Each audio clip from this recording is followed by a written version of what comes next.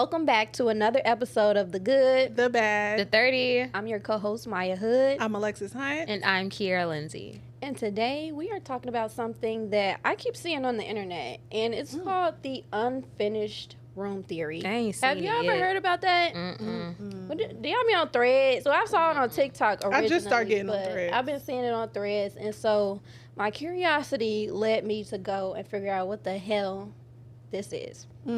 So, according to Google, the unfinished room theory, at its core, the theory compares your internal self to a house, and every significant person you allow into your life is given the space to build and decorate a room inside of you. Wow. Is that deep? AF. Are you Not guys build and scared? decorate. Did they go to Home Goods? I mean, I don't know where they go, but I feel like the results may vary depending on if you're going to like Hobby Lobby. Did you try to go to like Five Below? Did you try to lowball me and give me like the lowest What are we quality? associating that to in this context? What do you mean? Like, did you go? Decorating. Like, do you come in and decorate? Like, did you try to give me the upper edge experience, or did you try to like? Like, did let you me go to Z Dollar Gallery or did you go to Rooms to Go? Tree? This is what I'm saying. Got it. So, off the top of your head, before I get into like the different aspects, so like the different roles of people that come in, do you guys are you guys feeling this, Mr. Krabs? Like, does that make sense? Does it make sense? No, it bruh, makes sense. About like people based, like, is anybody coming to mind like, oh, you came into my life and like you Disrupted. impacted, not even disrupted, so it doesn't even necessarily have to be a negative impact, but like somebody that came in and made some type of impact. So the idea is that you are the house, and people are coming into your house, and let's say you have a rule that I need everybody to take their shoes off. Did somebody come in and like overstep that boundary and disrespect your rule, or did they abide by it? It could be as simple as that. Versus, did somebody come and squat in your shit and like they're not even trying to take care of Yeah. you Yeah, I in got your you. house? Okay. I'm aligned. Period. So, how people build your rooms. People affect your emotional house in one of three ways, which can be more. We have the decorators. These are healthy relationships, people who come into your life, respect your boundaries, treat you well, and leave you feeling happy and fulfilled. We have the rearrangers. These people may mean well, but bring chaos. They mess with your established routines and can negatively impact your peace of mind or self-esteem. And then we have the mid-renovators, the unfinished. These are temporary, sometimes toxic people. They leave mid-renovation, leaving tools everywhere, the wiring exposed, and a mess behind them. Even after they are gone, these unaddressed emotions linger, affecting your ability to trust, attach, and love. I like the way that this is kind of like the terminology used to kind of help you understand. It's a good what analogy. you mean by like, right, a really good analogy of like good people in your life and people that are negative in your life. Yeah. So unfortunately, I feel like when I think about the rearrangers or the mid-renovators, those are people that I've probably come most in contact with, especially in like my early to mid-20s. And possibly because like when you're at that age, you don't necessarily know how to stand on your boundaries if you've even established them at all. So when I think about like failed situations or failed relationships or even failed friendships, why do you think that like people feel that they can come in and kind of like disrupt what's going on? Because I feel like even early 20s now, obviously we're entering the 30s, we're in the 30s, in the thick of it, and it's kind of like people are like, I'm going to just leave it alone. I'm not even going to come into the house. Because they may even acknowledge that they want to wreck some shit up. They can't bring anything but chaos. They can't decorate. Yeah. So what do y'all feel like is your experience with that, either being already 30 or just comparing it to like early 20s in general? I think early 20s, like we weren't, like you said, we didn't have boundaries, but we didn't have foundation. There wasn't a house, right? So like, and I feel like it's easier to see through when you're younger because if you're not as confident, if you're not as motivated or not as, I don't know. I feel like the older we are, we seem more together versus when we're younger. So it's like, it's easier to, I can come in and do what I can do. But when you are older, it's like you're okay. This is something I know I can't do. I can't play with this person, so like let me not even do that. I think it's just the confidence, honestly, and how you carry yourself. We carry ourselves way different than how we did before. So that's my opinion. I definitely think too, like as being the house, like it truly depends on like how stable your house is, like your emotional impact in a sense. Because if you're having someone that's coming in and disrupting your peace, you'll automatically immediately see, oh, those studs are, they're making a change. Them studs is leaning. You know, these studs is not, you know, they're making a change that I don't want. So you'll automatically recognize it. But I also think too, like, I don't think that people intentionally come into your house with meaning to disrupt something. You know, like I don't think that they are intentionally trying to disrupt your peace. I just think that they have, and it may not be true for everyone, I just think that they may have something internally going on to where they don't know how to process certain emotions, whether it's from someone or an emotion that they have. So their reaction may just be something of the likes of it's not kind of sitting with you well because you don't appreciate it. But they're just like internally don't know how to be what you need. Essentially. I can't decorate 50-50. I was gonna say some people do come in and intentionally try to fuck shit up. I've never in my life experienced that. I'm but so like, glad that I haven't. And I was about to say that's a good thing. And I mean, I could say that probably not on the friendship end, but like relationship wise, like I feel like for sure men can spot a weak woman or someone who they know they can fuck with and play with. Like, I know that I can get over on you and I know what I can do, and I can do that at your vulnerable stage. Like, that is a real thing. Like, they intentionally do that. So I am glad you haven't experienced that. I have. Not like in a relationship, but just like certain people I've talked to and things like that. But yeah, I will say 50-50. Some people, it might not be intentional, and the other half, it is. Yeah. Do you think that it's genuinely like more so on their end to where like they're intentionally trying to come into your life and make disruptions, or do you think in turn that it could essentially just be you accepting things that you just don't need to be accepting? No, I think it's the first one. Like what I said, of they intentionally can spot people, they can spot your weakness or where they can come in. And if they've already done this before, they're very aware of what they can do. And this sometimes it's not even personally happened to me. Like, I've known people that it's happened to. It's not interpretation. It's not, oh, this is how I perceive it. They dead ass try to come in and do what they know that they can do. Like, that's a real thing.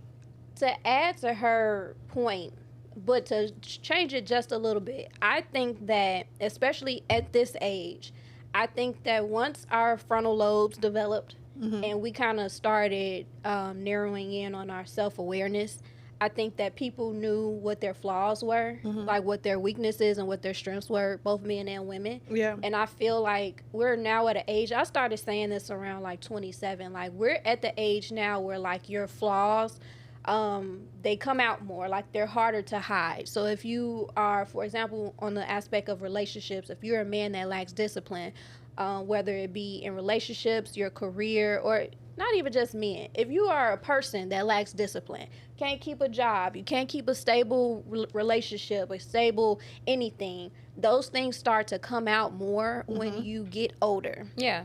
Your flaws, your fatal flaws, as I like to call them, come out more and they're harder to hide. I have this thing, and I pray about it because I don't know if I want to care to change it or not, but people rarely change. Like, there may be some things that, like, people maintain, they manage, or if you got, like, some type of dependency, addiction, or something like that, then you manage it, but it never goes away. I feel like people just rotate people in and out. So kind of to your point, like, I don't think that people set out to, like, intentionally wreck your house or bring chaos, but instead of changing, I'm just going to rotate out somebody who's decided, I'm not going to deal with this. I'm going to uphold this boundary. You're not going to do this to me. But I'm going to go find somebody else that I can do it to. Yeah. So it's not like, oh, I'm prey, you the predator in that sense. But I do think that we are dealing with people that don't know how to change, but they're also not seeking the tools and the resources that they very much have access to in order to do so. Yeah. So I'm in the middle of it because it's like, well, you know, you got this issue. You know what my expectations are. You know, you see this nice ass house because I like the analogy of ourselves being a house because we established that foundation of the house, how strong the house is, how weak the house is. So, like you said, if somebody comes in and you can instantly see a change, then it's like, I know that you're not here to kind of fix this motherfucker up. You're trying to tear it down. So two things can be true because I do think that it's easy to say when we're younger, like, oh, they didn't mean to. Yeah. I'm way past that point in my life. Like, you meant that. You knew what you were doing. You had the time to think about it, and you did it anyway. We have to take some accountability. Yeah. But we do, in the same breath, have to have our, like, we got to stand for something, and we got to be willing to, you know, not waver to what people are trying to do to us. Certainly. So I feel that it's getting deep in here. But it also makes me think about how, like, Simone said, it's giving, like, soul ties and things like that. Do y'all believe in, like, soul ties, soulmates, twin flames, and all of those things? I don't know if I can say I believe in it, but I can say. Do you think they're that real? I don't know. I don't know. I genuinely don't know. Because I feel that. I do. Literally, like, people always say, oh, I have a soul tie with this person. Oh, this person's my soulmate. Like, this person's my twin flame. But my thing is, like, how do you know? Just because you have a really great connection with this person, and just because you guys don't have arguments, like how do you decipher a great relationship with someone between having just a great relationship with someone and then also saying, oh, this is my soulmate? Like, how do you know? How do you switch to that point? Like, it makes no sense to me. I do think that there are people that come into your life that you make really great connections with, and you can sustain those great connections over years. I do believe that, yes. Yeah. I believe in... Do I believe in a soulmate? Like, it's one person in this whole world that I'm supposed to be with? No, I don't. I do feel that we have multiple soulmates. We could. And it depends on where you are in your life and who. Yeah, that's just truly my belief. I don't think it's just one person solely. Like, we in this big old world, and I'm set out to find this one person. Like, I don't know about y'all, but, like, I've been in love a couple times, and I feel like they were genuine. Like, I genuinely loved them. Yeah. And they were my soulmate for that stage of life that I was in. But obviously, I'm not married. They weren't my everlasting partner. Yeah. Soul tie, absolutely, I believe in soul ties. Soul tie is a real thing in my world. And obviously, the definition in my head of a soul tie is like you connected your soul, like, you sexually, right? And so now you're tied, you're stuck to this person, and it's more of a it's just a lustful thing, where they can do all these things, but they still have that hold on you. And I feel like I've had maybe 2 soul ties. Not proud of at all, by the way. But I feel that this is why we aren't supposed to experience so many people sexually, especially intertwined, unprotected, things like that. I do feel like that connection, like the DNA swap. Yeah, I think that's a real thing, and like a lot of men too, and women, but men, I know they have the perception, like, okay, and I could use this as my real life example. I took your virginity. These men need to thank me because of you, because of me, because I prepared you, or I've had that, like, no, seriously, like, some men think, like, okay, so, like, my boyfriend ex in high school, he literally used to say that to me, like, I was like his. Not you fucking because of me. No, it wasn't like I'm fucking because of him, but, like, he hit that, it was his first. So, like, it was almost like an ownership thing, but not an ownership thing. Do you get what I'm saying? I know exactly. Yeah, what it's you're not saying. like I own you, like you're my property. Like whenever I want to do it, I can do it with you. But I think it was just more so like you in the collection. yeah, like Shout out I to like Future. yeah. It's like that, and I do know multiple men who think that. Like, and it's not just with just virginity, but like even sexually. I had another ex that it was a soul tie. Like we were so toxic, we were bad for each other. We would go years without talking, but if one little thing would happen, we would come back to each other like it never fucking happened, and it kept happening over and over and over again. And it's not because we just love each other. No, soul tie. It's a it's a lustful thing, and it's not good. And I feel like that's why we're not supposed to intertwine ourselves with so many people sexually, especially unprotected, because we're tying ourselves to them. We are taking a piece of them with us, like, and then we're the woman they're inserting. I'm not to be too descriptive, but we're the woman they're entering. It's like we're taking a part of them in us, and I am a Christian, and they talk about that in the Bible too. Like, that's why we're not supposed to do this. And I see why, like, when this happened to me, I'm like, I see why we're not supposed to do this. Like, I see why. Okay, so many thoughts. Okay, so first of all, before I get into my spiel, do you feel like if you experience those things at this age and beyond, do you think that you would still have the same mentality about it, or like would you still experience those same holds? Like would I experience another soul tie? Or even like the same people, or if there was a new person that came along and you had the same lustful or sexual experience, do you think that mentally and emotionally you would feel tied to them in that same way? No. Why do you think that is? I feel like just from experience. Okay. And I feel like I've kind of built a wall and an understanding, and I've been through so much that I'm not as vulnerable, gullible, easily influenced as I was before, like allowing myself to think, oh, he loves me, or oh, this, that, and the other. Like I think too, I know the definition, I know what this means, I know how it affects me, and I feel like now, if anything, it's more of like, you can't fuck with me that way. Yeah. Like now you can't, like, all right, bye, deuces, versus before I'm like just stuck, I don't know. I guess, I mean, that's a good question, but I don't feel like I could experience that at this age as far as a soul tie. Okay, I feel that. I hope I experience a soulmate. Period. Or a form of it. So, for me, I think that, I guess to like put it in a straightforward sentence, I don't believe in soul ties because I don't place, it's hard to explain because I do think that sex is sacred. In the same breath, I think we put too much, like we give it too much power in the sense of like how you were saying men are like, oh, if I had you one time, I got you forever. And I've heard that's been told to me before and things like that.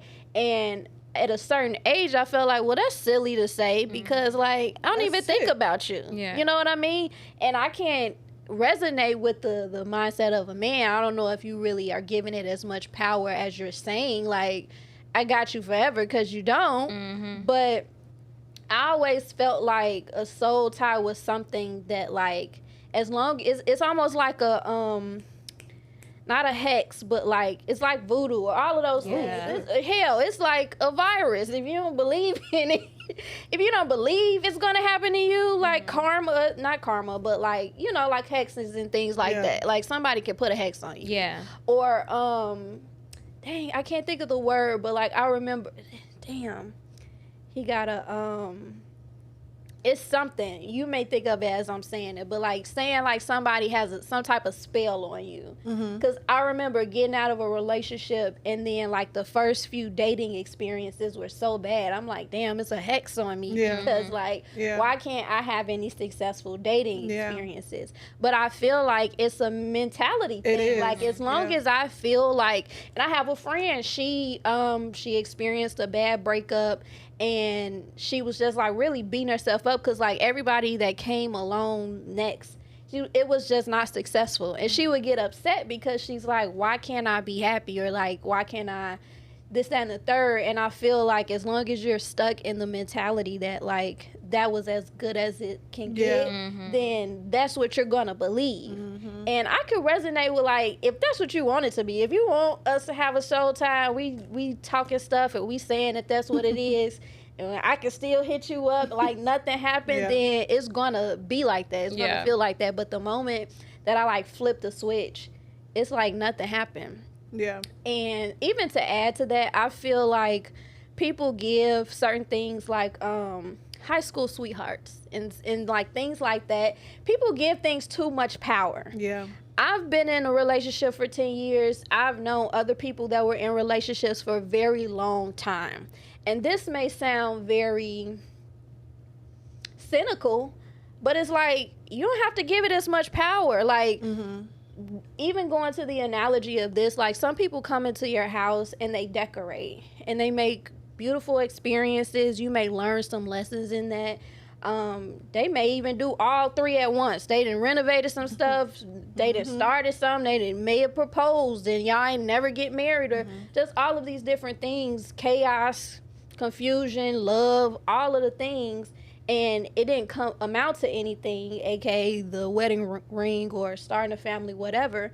But you still learn something. Yeah. But I can take those lessons. Like, I can say, oh, I learned boundaries, or I learned just to not take things personal. Because even when we were talking about, like, people doing you wrong and causing chaos, they're not necessarily doing it on purpose. It's a them thing. That's them.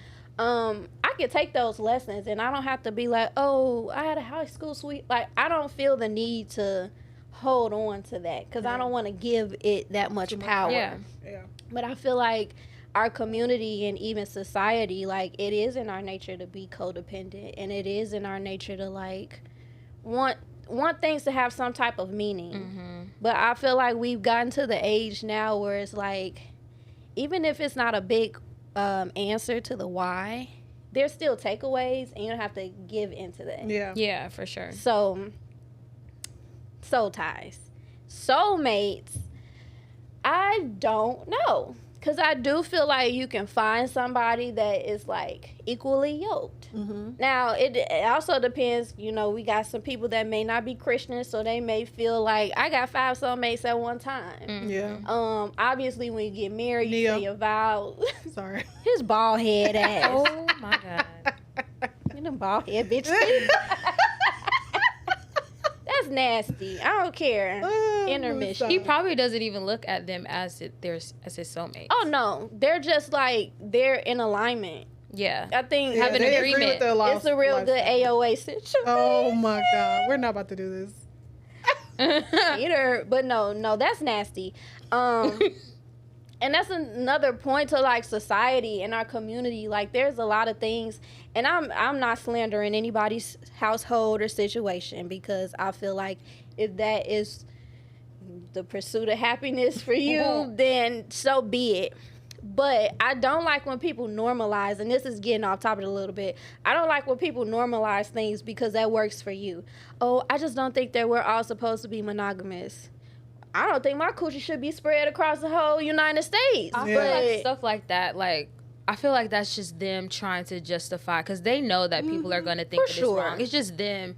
Stuff like that, I think it's just people trying to justify their actions to other people, try to make it make sense in other people's head, or even just in their head. I don't like because that. they know that it's not right. They're trying to convince themselves. Because if it makes sense to you, boo, you don't have to explain yourself. You a tax-paying citizen just like the rest of us. We grown. And I'll be talking about this all the time. Like, grown people be doing stuff and they don't be acting grown about it. Because me, if I feel like I'm doing something that's not aligned with, like, society, I'm not explaining myself to nobody. Yeah. You're not going to hear from me, really, because there's no need to justify it. And sometimes people like to call stuff things, and it just be like, just say you want to fuck around. Yeah.